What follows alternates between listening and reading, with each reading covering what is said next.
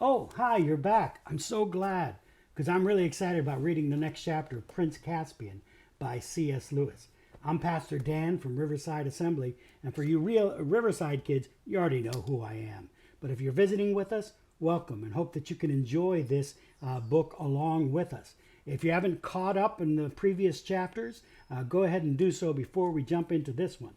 If you remember at the end of chapter 11, the children and Trumpkin the dwarf had followed Aslan, and they made it all the way up to Aslan's Howe, which is the place where Prince Caspian and his army were still bivouacked and were waging their war against King Miraz. Now, if you'll remember, the Trumpkin the dwarf and the two boys, Peter and Edmund, had just been told by Aslan to go to Aslan's Howe and to deal with what they saw there. So that's where we're picking up here. Chapter 12, Sorcery and Sudden Vengeance. Meanwhile, Trumpkin and the two boys arrived at the dark little stone archway which led into the inside of the mound, and two sentinel badgers, the white patches of their cheeks were all Edmund could see of them, leapt up with bared teeth and asked them in snarling voices, "Who goes there?" "Trumpkin," said the dwarf, "bringing the High King of Narnia out of the far past." The badgers nosed at the boys' hands. "At last," they said, "at last." "Give us light, friends," said Trumpkin. The badgers found a torch just inside the arch, and Peter lit it and handed it to Trumpkin. "The DLF had better lead," he said. "We don't know our way about this place." Trumpkin took the torch and went ahead into the dark tunnel. It was a cold, black, musty place, with an occasional bat fluttering in the torchlight, and plenty of cobwebs. The boys, who had been mostly in the open air since that morning at the railway station, felt as if they were going into a trap or a prison. "I say, Peter," whispered Edmund, "look at these carvings on the wall. Don't they look old? And yet we're older than that. When we were last here, they hadn't been made yet." "Yes," said Peter, "that makes one think." The dwarf went on ahead, and then turned to the right, and then to the left, and then down some steps, and then to the left again. Then at last they saw a light ahead, a light from under a door. And now for the first time they heard voices, for they had come to the door of the central chamber. The voices inside were angry ones. Someone was talking so loudly that the approach of the boys and the dwarf had not been heard. "Don't like the sound of that," whispered Trumpkin to Peter. "Let's listen for a moment." All three stood perfectly still on the outside of the door. You know well enough," said a voice. "That's the king," whispered Trumpkin. "Why the horn was not blown at sunrise that morning. Have you forgotten that Miraz fell upon us almost at once, almost before Trumpkin had gone, and we were fighting for our lives for the space of 3 hours and more. I blew it when I first had a breathing space." "I'm not likely to forget it," came the angry voice. "When my dwarfs bore the brunt of the attack, and 1 in 5 of them fell." "That's Nikabrik," whispered Trumpkin. "For shame, dwarf," came a thick voice. "Truffle hunters," said Trumpkin. "We all did as much as the dwarfs, and none more than the king." "Tell that tale your own way, for all I care," answered Nikabrik. "But whether it was that the horn was blown too late, or whether there was no magic in it, no help has come. You great clerk, you master magician, you know all. Are you still asking us to hang our hopes on Aslan and King Peter and all the rest of it?" "I must confess, I cannot deny it, that I am deeply disappointed in the result of the operation," came the answer. "That'll be Dr. Cornelius," said Trumpkin. "To speak plainly," said Nikabrik, "your wallet's empty, your eggs addled, your fish uncaught, your promises broken. Stand aside then and let others work, and that is why—" "The help will come," said Truffle Hunter. "I stand by Aslan. Have patience, like us beast. The help will come. It may even now be at the door." "Pah!" snarled Nikabrik. "You badgers would have us wait till the sky falls, and we can all catch larks. I tell you we can't wait. Food is running short. We lose more than we can afford at every encounter. Our followers are slipping away." "And why?" said Truffle Hunter. "I'll tell you why. because it is noised among them that we have called on the kings of old, and the kings of old have not answered. The last words Trumpkin spoke before he went, and went most likely to his death, were, if you must blow the horn, do not let the army know why you blow it, or what hope will come from it. But that same evening everyone seemed to know. You'd better have shoved your grain out in a hornet's nest, Badger, than suggest that I'm the blab, said Nikabrik. Take it back, or— Oh, stop it, both of you, said King Caspian. I want to know what it was that Nikabrik keeps hinting we should do. And before that I want to know who those two strangers are whom he has brought into our council, and who stand there with their ears open and their mouths shut. They are friends of mine, said Nikabrik. And what better right have you yourself to be here than that you are a friend of Trumpkin's and the Badger's? And what right has that old dotard in the black gown to be here, except that he is your friend? Why am I to be the only one who can't bring in his friends? His Majesty is the king to whom you have sworn allegiance, said Trufflehunter sternly. Court manners, sneered Nikabrik. But in this hole we may talk plainly. You know, and he knows, that this Telmarine boy will be king of nowhere and nobody in a week unless we can help him out of the trap in which he sits. Perhaps, said Cornelius, your new friends would like to speak for themselves. You there, who and what are you? Worshipful Master Doctor, came a thin, whining voice.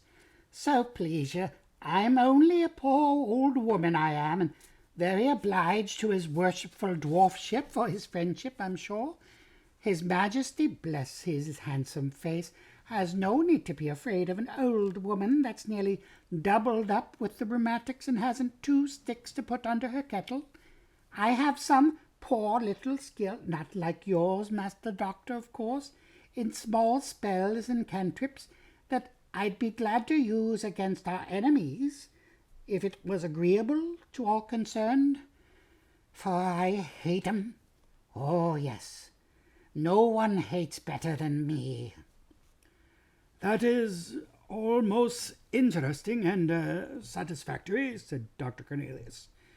I think I now know what you are, madam. Perhaps your other friend, Nikabrik, would give some account of himself? A dull grey voice, at which Peter's flesh crept, replied, I am hunger. I'm thirst. Where I bite, I hold till I die. And even after death they must cut out my mouthful from my enemy's body and bury it with me. I can fast 100 years and not die. I can lie 100 nights on the ice and not freeze. I can drink a river of blood and not burst. Show me your enemies. And it is in the presence of these two that you wish to disclose your plan, said Caspian. Yes, said Nikabrik, and by their help that I mean to execute it. There was a minute or two during which Trumpkin and the boys could hear Caspian and his 2 friends speaking in low voices, but could not make out what they were saying. Then Caspian spoke aloud. Well, Nikabrik, he said, we will hear your plan. There was a pause so long that the boys began to wonder if Nikabrik was ever going to begin. When he did, it was in a lower voice, as if he himself did not much like what he was saying. All said and done, he muttered. None of us knows the truth about the ancient days in Narnia. Trumpkin believes none of the stories. I was ready to put them to the trial. We tried first the horn, and it has failed. If there ever was a High King Peter or Queen Susan and a King Edmund and a Queen Lucy, they either have not heard us, or they cannot come, or they are our enemies. Or they are on the way, put in Trufflehunter. You can go on saying that till Miraz has fed us all to his dogs. As I was saying, we have tried one link in the chain of old legends, and it has done us no good. Well, but when your sword breaks, you draw your dagger. The stories tell of other powers beside the ancient kings and queens. How if we could call them up? If you mean Aslan, said Trufflehunter, it's all one in calling on him and on the kings. They were his servants.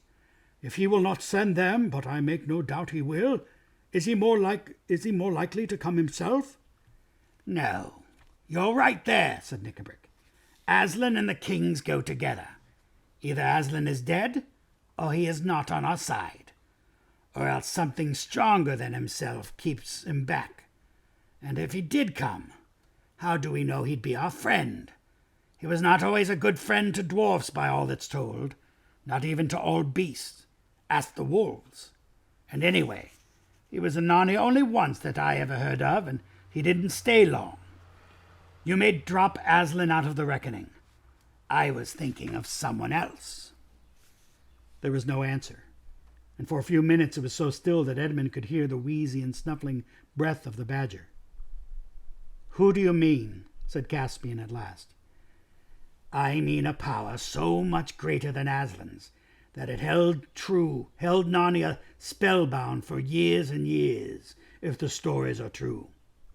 The White Witch! Cried all three voices at once, and from the noise Peter guessed that three people had leapt to their feet. Yes, said Nikabrik very slowly and distinctly. I mean the witch. Sit down again. Don't all take fright at a name as if you were children. We want power. We want a power that will be on our side. As for power, do not the stories say that the witch defeated Aslan and bound him and killed him on that very stone which is over there, just beyond the light? But they also say that he came back to life again, said the badger sharply. Yes, they say, answered Nikabrik. But you'll notice that we hear precious little about anything he did afterwards. He just fades out of the story. How do you explain that, if he really came to life? Isn't it much more likely that he didn't, and that the stories say nothing more about him because there was nothing more to say? He established the kings and queens, said Caspian. A king who has just won a great battle can usually establish himself without the help of a performing lion, said Nikabrik. There was a fierce growl, probably from Truffle Hunter. And anyway, Nikabrik continued, what came of the kings and their reign? They faded too. But it is very different with the witch. They say she ruled for 100 years, 100 years of winter. There's power, if you like. There's something practical. But heaven and earth, said the king, haven't we always been told that she was the worst enemy of all? Wasn't she a tyrant 10 times worse than Miraz? Perhaps, said Nikabrik in a cold voice. Perhaps she was for you humans. If there were any of you in those days, perhaps she was for some of the beasts. She stamped out the beavers, I dare say. At least there are none of them in Narnia now. But she got on all right with the dwarfs. I'm a dwarf. I stand by my own people. We're not afraid of the witch. But you've joined with us, said Truffle Hunter. Yes, and a lot of good it has done for my people so far, snapped Nikabrik. Who is sent on all the dangerous raids? The dwarfs. Who goes short when the rations fail? The dwarfs. Who... Lies! All lies, said the badger. And so, said Nikabrik, whose voice now rose to a scream, if you can't help my people, I'll go to someone who can. Is this open treason, dwarf? Asked the king. Put that sword back in its sheath, Caspian, said Nikabrik. Murder at council, eh? Is that your game? Don't be fool enough to try it. Do you think I'm afraid of you? There's 3 on my side and 3 on yours. Come on, then, snarled Truffle Hunter, but he was immediately interrupted. Stop, stop, stop, said Dr. Cornelius. You go on too fast. The witch is dead. All the stories agree on that. What does Nikabrik mean by calling on the witch? That grey and terrible voice, which had spoken only once before, said, Oh, is she? And then the shrill whining voice began. Oh, bless his heart, his dear little majesty needn't mind about the White Lady. That's what we call her, the White Lady, being dead. The worshipful Master Doctor is only making game of a poor old woman like me when he says that. Sweet Master Doctor, learned Master Doctor, have you ever heard of a witch that really died? You can always get them back. Call her up, said the grey voice. We're all ready. Draw the circle. Prepare the blue fire. above the steadily increasing growl of the badger and Cornelius's sharp "What?" rose the voice of King Caspian like thunder. "So that is your plan, Nikabrik. Black sorcery and the calling up of an accursed ghost. And I see who your companions are, a hag and a werewolf." The next minute or two was so very confused. There was an animal roaring, a clash of steel. The boys and Trumpkin rushed in. Peter had a glimpse of a horrible grey, gaunt creature, half man and half wolf, in the very act of leaping upon a boy about his own age. And Edmund saw a badger and a dwarf rolling on the floor in a sort of cat fight. Trumpkin had found himself face to face with the hag. Her nose and chin stuck out like a pair of nutcrackers. Her dirty grey hair was flying about her face, and she had just got Dr. Cornelius by the throat. At one slash of Trumpkin's sword, her head rolled on the floor. Then the light was knocked over, and it was all swords, teeth, claws, fists, and boots for about 60 seconds. Then silence. "Are you all right, Ed?" I think so," panted Edmund. "I've got that brute Nikabrik, but he's still alive." "Weights and water bottles," came the angry voice. "It's me you're sitting on. Get off, you're like a young elephant." "Sorry, DLF," said Edmund. "Is that better?" "Ow, no," bellowed Trumpkin. "You're putting your boot in my mouth. Go away." "Is King Caspian anywhere?" asked Peter. "I'm here," said a rather faint voice. "Something bit me." They all heard the noise of someone striking a match. It was Edmund. The little flame showed in his face, looking pale and dirty. He blundered about for a little, found the candle. They were no longer using the lamp, for they had run out of oil. Set it on the table and lit it. When the flame rose clear, several people scrambled to their feet. 6 faces blinked at one another in the candlelight. "We don't seem to have any enemies left," said Peter. "There's the hag, dead." He turned his eyes quickly away from her. "And Nikabrik, dead too. And I suppose this thing is a werewolf. It's so long since I've seen one. Wolf's head and man's body. That means he was just turning from man into wolf at the moment he was killed. And you, I suppose, are King Caspian." "Yes," said the other boy, "but I have no idea who you are." "It's the High King, King Peter," said Trumpkin. "Your Majesty is very welcome," said Caspian. "And so is your Majesty," said Peter. "I haven't come to take your place, you know, but to put you into it." "Your Majesty," said another voice at Peter's elbow. He turned and found himself face to face with the badger. Peter leaned forward, put his arms round the beast, and kissed his furry head. It wasn't a girlish thing for him to do, because he was the High King. "Best of badgers," he said. "You never doubted us all through." "No credit to me, your Majesty," said Truffle Hunter. "I'm a beast, and we don't change. I'm a badger, what's more, and we hold on." "I am sorry for Nikabrik," said Caspian, "though he hated me from the first moment he saw me. He had gone sour inside from long suffering and hating. If we had won quickly, he might have become a good dwarf in the days of peace. I don't know which of us killed him. I'm glad of that." "You're bleeding," said Peter. "Yes, I'm bitten," said Caspian. "It was that wolf thing." Cleaning and bandaging the wound took a little time, and when it was done, Trumpkin said, "Now, before everything else, we want some breakfast." "But not here," said Peter. "No," said Caspian with a shudder, "and we must send someone to take away the bodies." "Let the vermin be flung into a pit," said Peter. "But the dwarf we will give to his people to be buried in their own fashion." They breakfasted at last in another of the dark cellars of Aslan's Howe.